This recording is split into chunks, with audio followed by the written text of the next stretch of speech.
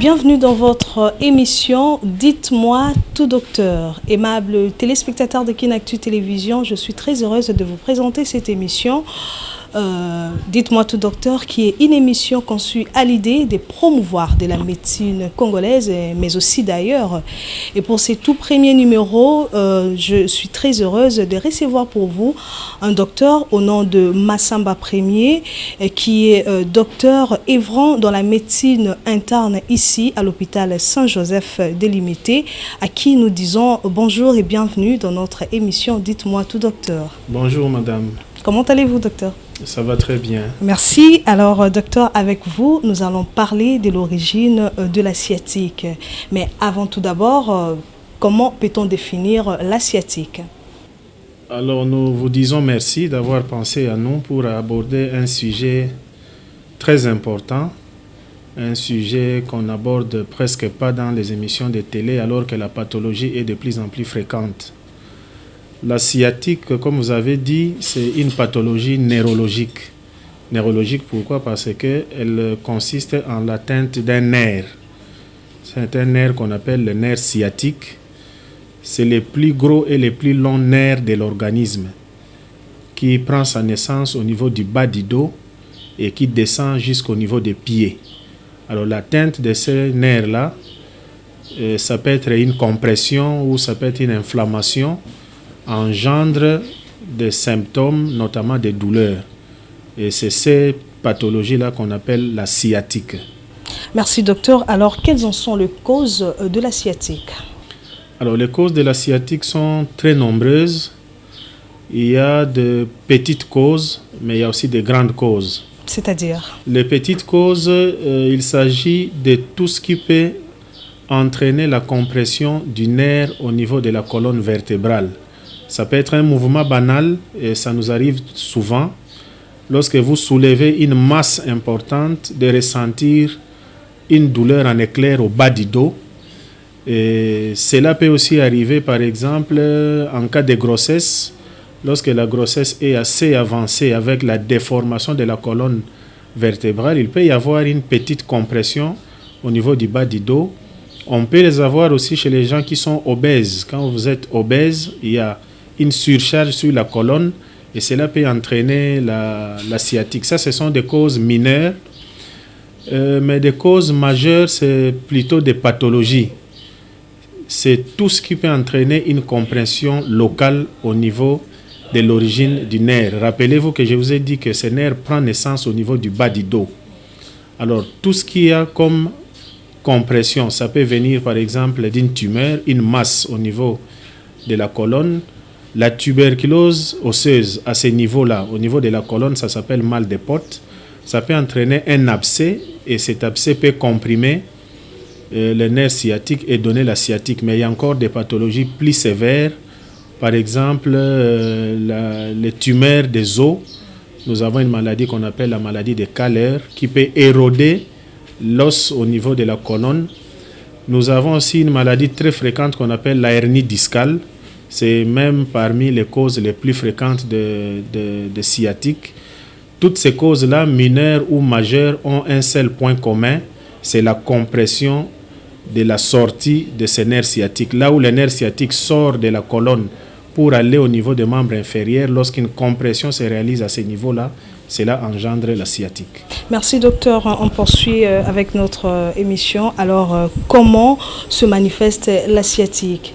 Ou soit les signes qui peuvent certainement nous prouver que cette personne souffre de la sciatique? Alors, la symptomatologie ou les signes de la sciatique sont variables selon le degré de la compression. Mais seulement les signes cardinaux ou les signes majeurs, c'est une douleur. Cette douleur peut prendre plusieurs formes. Ça peut être une douleur aiguë, de survenue brutale. L'exemple le plus courant, c'est celui que je viens de citer. Lorsque vous soulevez une masse importante, oui. Vous pouvez avoir une douleur en éclair. Mais la douleur, elle peut être aussi lancinante. Elle peut être sous forme de gêne. Certaines personnes viendront vous voir pour dire qu'ils sentent la jambe assez lourde. Mais d'autres aussi n'auront pas de douleur. Elles auront plutôt des troubles de sensibilité. Elle va vous dire, par exemple, qu'elle sent des fourmillements sur la jambe. Elle sent des picotements. Elle sent un engourdissement ou des crampes. tout ça, ce sont des signes en rapport avec la compression du nerf, mais cette compression a des degrés différents. Et selon chaque degré de compression, vous aurez aussi une symptomatologie assez différente. Mais le signe cardinal, c'est une douleur. La douleur, elle est assez typique. Elle commence au niveau du bas du dos, elle descend au niveau de la fesse, elle parcourt la jambe et elle termine au niveau du pied. C'est vraiment une douleur qui suit les trajets du nerf sciatique. Oui. En vous écoutant très bien, vous voulez tout à l'heure là énumérer un point très essentiel en disant que les douleurs se manifestent de plusieurs manières. Vous pouvez être enceinte ou soit en soulevant quelque chose là de lourd, si on peut le dire. Alors, dans ce sens-là, est-ce que un enfant, peut-être de 18 ans ou 15 ans, peut aussi souffrir de la sciatique? Oui, c'est une question très importante.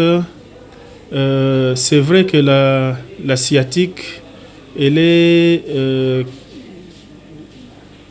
souvent remarquée chez des personnes assez âgées par rapport aux causes que je viens de citer. La plupart de ces causes-là surviennent à l'âge avancé. L'obésité, la grossesse, le rhumatisme, ou ce que vous appelez rhumatisme, nous disons l'arthrose. C'est-à-dire que le fait que les vertèbres commencent à changer de forme, à s'éroder, et tout ça, ça comprime le nerf sciatique. Toutes ces pathologies-là surviennent à un âge avancé. C'est comme ça que chez les enfants, la sciatique, elle est rare, mais elle n'est pas à écarter complètement. Les causes qui peuvent entraîner la sciatique chez l'enfant, oui, c'est plutôt de malformations au niveau de la colonne. Okay. Une malformation au niveau de la colonne ou la tuberculose osseuse, comme j'ai dit, un enfant peut en souffrir. Une tumeur au niveau de la colonne, ça peut arriver chez un enfant, bien que c'est rare, mais ça, ce sont des causes qui peuvent entraîner la sciatique chez les enfants. Donc, la sciatique chez les enfants, elle est rare, mais elle existe.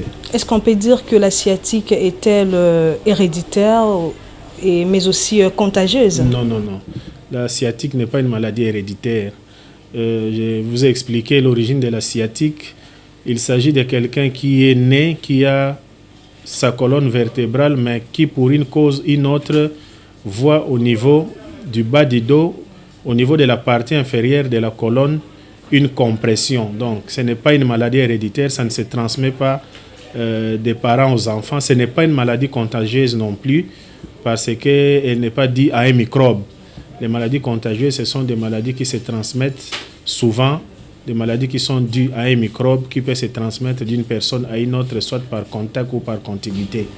Mais si cette maladie, je vous ai dit, c'est une maladie qu'on classerait dans les maladies qu'on appelle des maladies dégénératives. Donc, ce n'est pas une maladie contagieuse.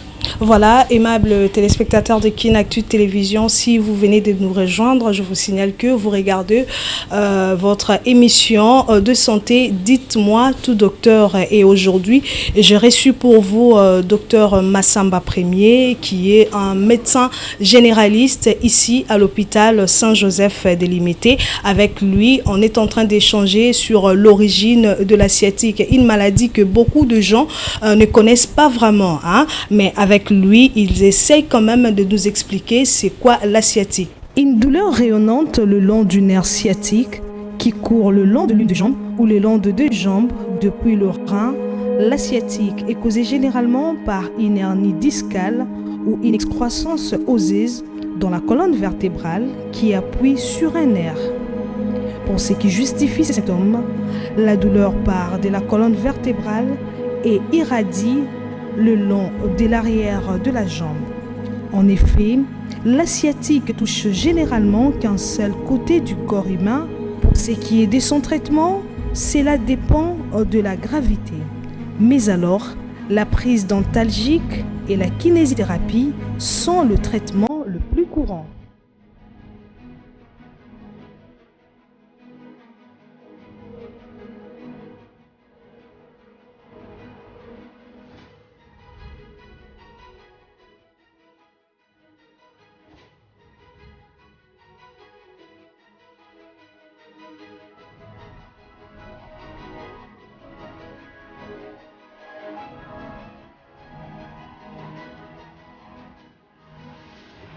Alors, docteur, je reviens à vous pour vous poser encore une autre question. Comment se faire traiter une fois que vous constatez que vous souffrez plutôt de la sciatique? Le traitement de la sciatique se passe comment?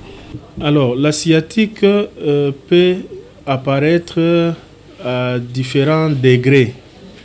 Il y a des épisodes de sciatique assez banals pour lesquels vous n'aurez même pas besoin de prendre un médicament ou de voir un médecin. C'est une douleur qui survient et qui passe rapidement. En ce moment, c'est peut-être une position que vous avez prise, ou bien lorsqu'on dort sur un matelas assez mou et que la colonne se trouve déformée. Juste au réveil, vous avez une douleur, mais dès que vous changez de position, la douleur passe. Là, elle est vraiment légère, elle est passagère. Mais lorsque la douleur persiste, il y a des moyens de traitement qui sont prévus. Il faut voir le médecin. Quand vous avez une douleur comme nous l'avons décrite, il faut voir le médecin d'abord pour poser les diagnostics. Toutes les douleurs ressenties au niveau de la jambe ne sont pas des sciatiques. C'est au médecin de vous examiner pour dire que cette douleur-là, c'est une sciatique. Une fois que le diagnostic est confirmé, le médecin va apprécier le degré de la maladie. Le traitement peut se limiter juste à une kiné.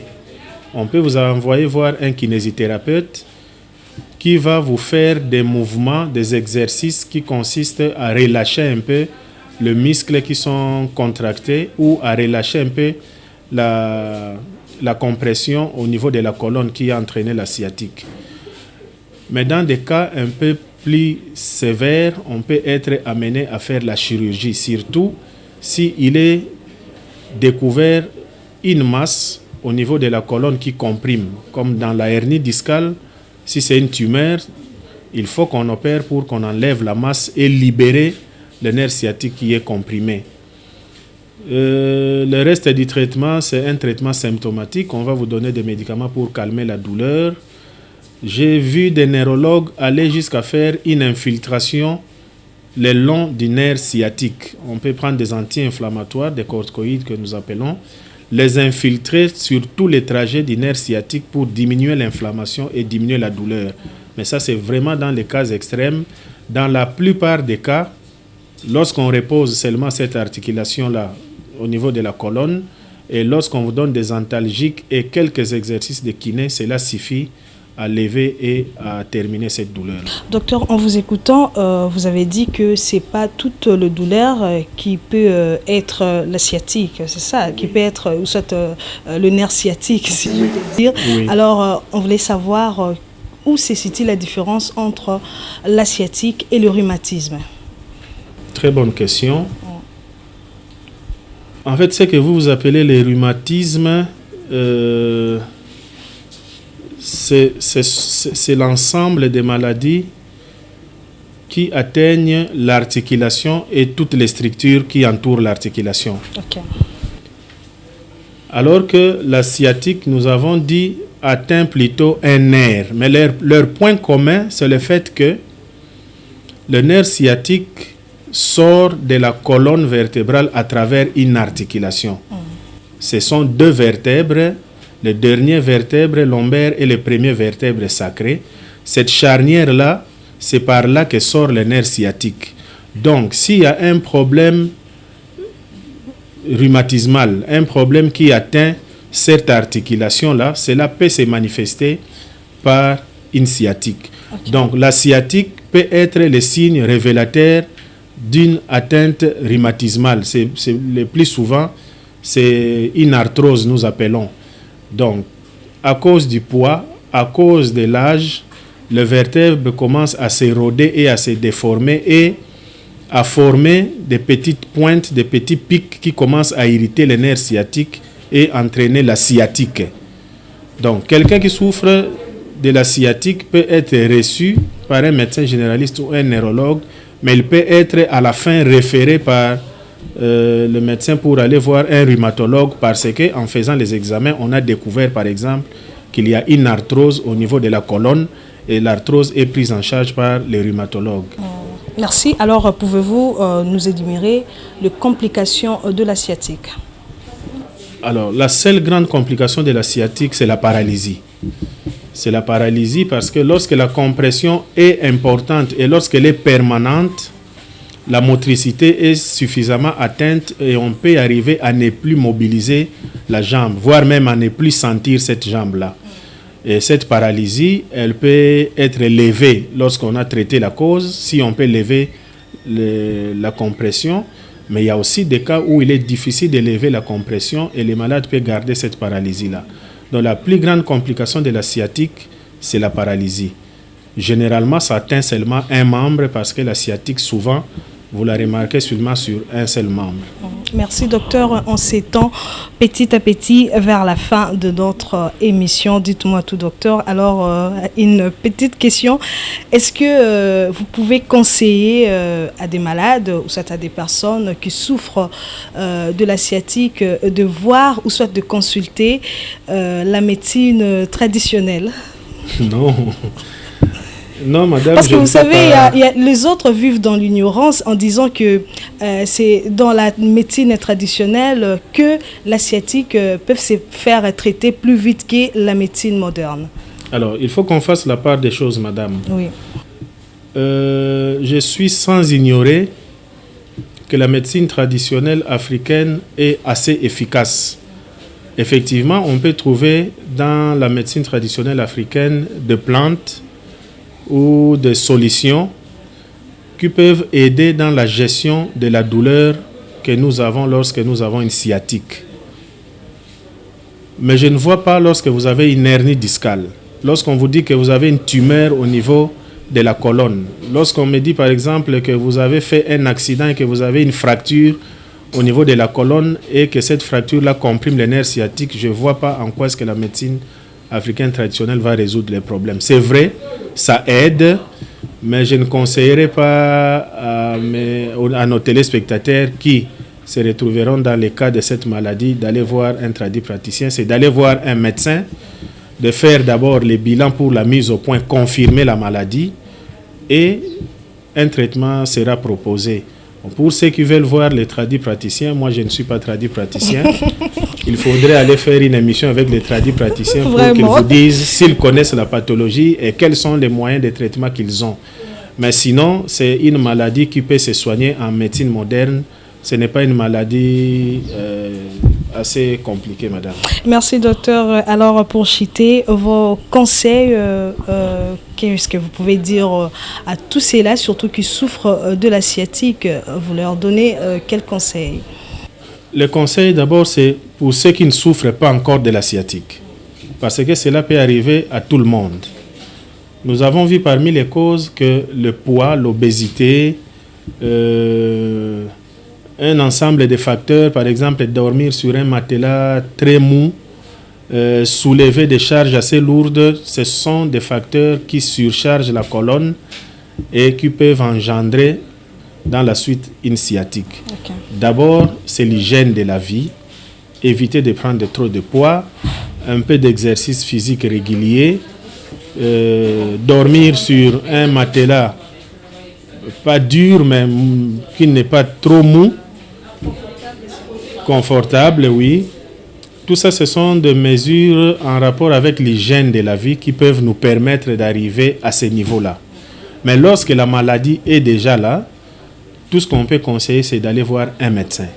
C'est une maladie qui se soigne. Allez voir un médecin, d'abord pour confirmer cette maladie, et le médecin va faire un bilan des recherches étiologiques pour savoir à quoi est-ce que cela est dû. Est-ce que cela est dû à une hygiène de la vie qui n'est pas bien contrôlée, ou cela est dû à une pathologie bien déterminée telle qu'on vient de citer, c'est surtout la hernie discale qui est la pathologie la plus fréquente. Et le cas échéant, le médecin vous orientera pour voir qu'est-ce qu'on peut faire pour les traitements. Merci docteur, nous sommes arrivés vraiment à la fin de notre émission. Nous vous disons sincèrement merci de disposer votre temps pour répondre à toutes nos questions. C'est à nous de vous remercier, madame. Merci. Merci beaucoup. Voilà, très chers téléspectateurs de Kinactu Télévision, nous sommes arrivés pratiquement à la fin de notre émission. Dites-moi tout, docteur. Comme je l'ai dit tantôt là, aujourd'hui, j'ai reçu pour vous le docteur Massamba Premier. C'est un docteur qui œuvre dans le service interne ici à l'hôpital Saint-Joseph de Limete, donc à Kinshasa ici. Pour vous qui va nous suivre à travers notre chaîne YouTube Kinactu Télévision, il est docteur à l'hôpital Saint-Joseph de Limete. Avec lui, nous avons échangé sur l'origine de la sciatique. On a fait aussi la différence entre le nerf sciatique et le rhumatisme pour ceux-là qui sont vraiment dans l'ignorance sur la sciatique et le rhumatisme. Voilà, je vous retrouve prochainement. Merci à la grande équipe technique qui ont pu réaliser cette émission. Dites-moi tout, docteur, votre tout premier numéro. Merci à mon réalisateur Talik Tombissa pour ses grands travaux. À la prochaine, portez-vous bien. Au revoir.